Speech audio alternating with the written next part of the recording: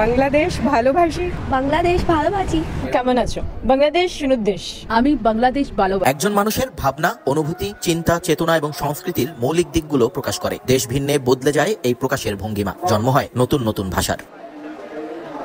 এত কিছুর পরও নিজের ভাষায় কথা বলতে পারাটা গর্বের অনেকের জন্য। এই যেমন বাংলাদেশিরা, পৃথিবীর একমাত্র জাতিসত্তা যারা ভাষার অধিকারের জন্য রক্ত দিয়েছে। পাকিস্তানি সামরিক জান্তার গুলির সামনে দাঁড়িয়েছে অকপটে। তাই তো এত বছর পর এসে সেই পাকিস্তানিদের মুখে নিজের বাংলা ভাষা শুনতে পারার অনুভূতিটা একটু আলাদা। বাংলাদেশ ভালোবাসি। বাংলাদেশ ভালোবাসি। কেমন আছো? বাংলাদেশ সুন্দর দেশ।